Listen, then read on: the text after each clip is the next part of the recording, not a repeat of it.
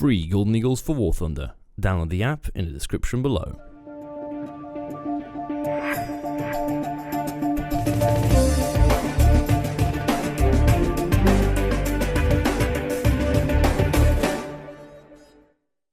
Hey guys, welcome back to War Thunder and welcome to some MiG-17 gameplay. And by the way, this is a very special and dear aircraft to my heart, not because of itself, but because it was a start of something that I never anticipated to really go big.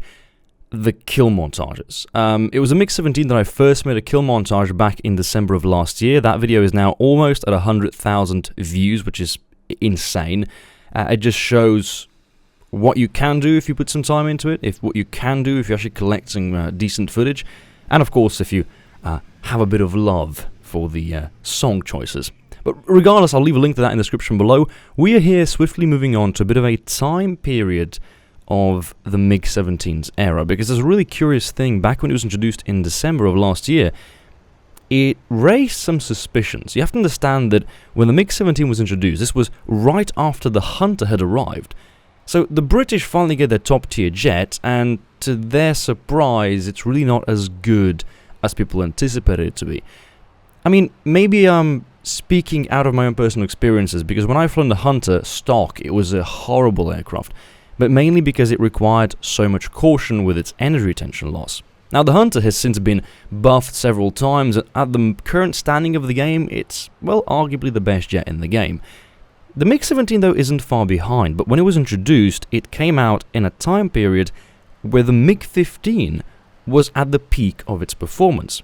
So imagine a new top tier jet being released for a nation that already has a best performing top tier jet. It was kind of far-fetched, but times were good, you could rush, teams were very aggressive at the time, and it was a joy to fly. Now, long story short, the MiG-17 is basically a MiG-15 that's traded some of that maneuverability to get some of the top speed, and really it's just an extension of it. It's sort of like what the Cougar is for the Panther series, except that, you know, instead of the Panther being really bad, the MiG-15 bis is actually quite good.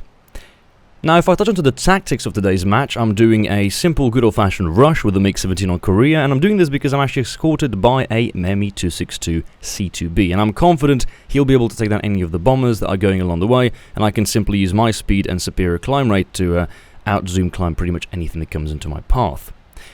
I would, however, advise you that you do take my current experience with this plane with a grain of salt. Why? Because I haven't had enough time to actually have a good time with it. In other words, this is the second match I've played out of 2 matches I've played.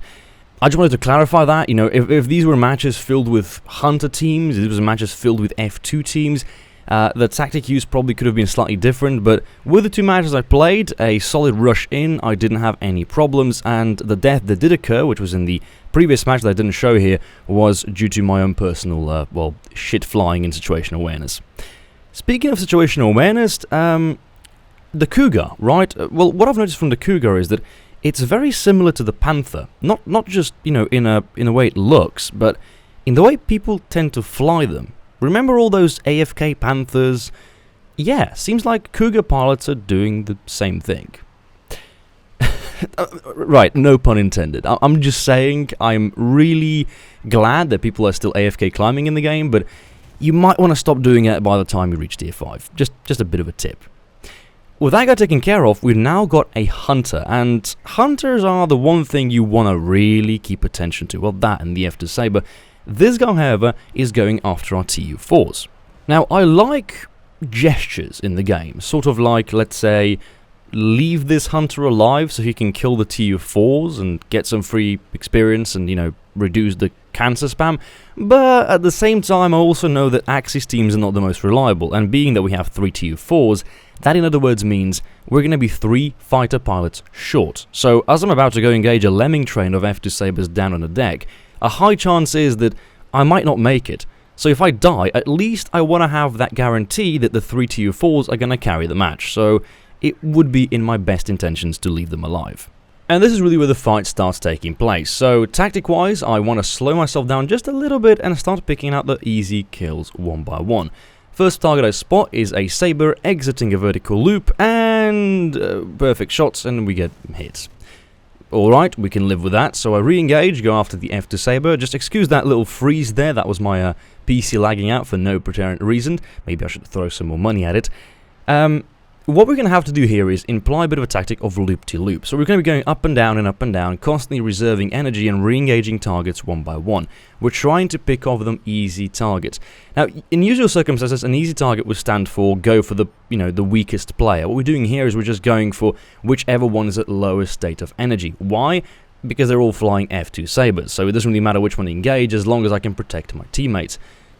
One of which, of course, the C2B that was rushing with me previously is engaged by an F2 sabre. So let's slash onto his 6, use the quite good turn time of the MiG-17, actually really nice turn time, with a bit of air brakes to keep up on his 6. He goes into a complete blackout, and of course we're rewarded with yet another salvo of hits and hits and hits, and upon, of course, his tail control finally gives up. And I wanted to touch onto this, not to complain, but to make a valid criticism about the current performance of, again, 23s and 37mm guns. They're definitely not obsolete, they're definitely not broken to the point it wouldn't be working, but imagine those hits happening when you're in the middle of rolling scissors with an enemy aircraft and you don't get the kill. Yeah, it happens. Coincidentally, that's what happened the very last match I played. Out of the 2 matches I played, I know, not a lot of matches to make a video from, but there's a pattern.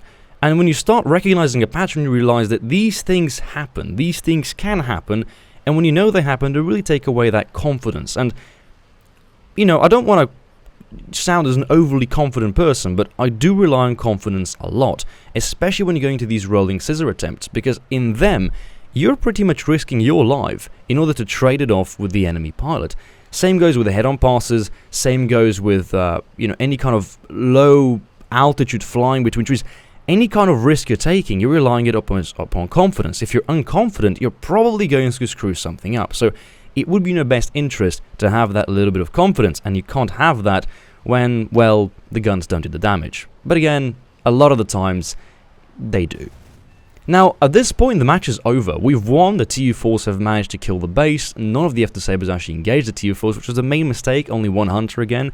And just to tip it off, 4 kills wasn't enough for me, so I wanted to do a bit of a fake head-on pass, commit with the F2 sabre, and luckily enough, I end up on top. That, by all means, is not a way to do head-on passes. But even if I died, I wouldn't have minded. 5 kills and 1 death in a match where we win, you get the point. I wanted my little ace, and managed to get that just fine.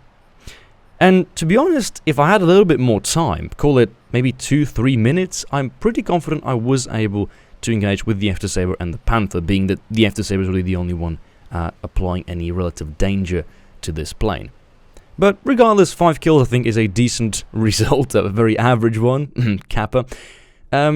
Besides, I want to say this, the MiG-17 is an aircraft that went through a lot of changes, not so many as some of the other aircraft, but it currently stands at a place that we kind of need. It's an extension for the MiG-15 Abyss, as I mentioned. It's a plane that doesn't trade any of the guns. It remains more or less, in the core of it, the same. The playstyle doesn't change. It just allows you to be a little bit more aggressive and gives you a bit more, space to really work with and to let your imagination and tactical development work. So, is it a plane worth researching? In my opinion, yes, but again, do take it with a grain of salt. I've only flown 2 matches, and of course, experiences and results may vary. Anyway guys, hope you enjoyed this week's content. I try to be a little bit more positive, a little bit less bitchy, and I'll be back with you guys with another video on Monday. But until next time, make sure to follow me on twitch.tv for some lovely live streams on Tuesdays, Thursdays, and Saturdays between 7 and 10 PM Central European Time, and of course, you can be notified about that on my Twitter and Snapchat accounts. Till next time, take care, and safe flying. So, what I know is this. I know that our Leopards, some of them are going to be protecting Bravo, and I know that the enemy is going to be rushing Bravo. And of course, immediately a ZSU drives straight in there. And then I spot an IT-1 in a really awkward position behind a house, but guess what? We're driving an ATGM. We can take him out, even though he's behind cover. That's the art of ATGMing. I know this annoys a lot of people. I know that it's a controversial subject, that you can actually shoot people when they're behind cover, but that's basically what the lead advantage of ATGM tanks is, because you can't do that with a normal tank. You'd have to either try to outflank them or maybe force them to retreat or move out the location with the use of an artillery strike. So for me, ATGM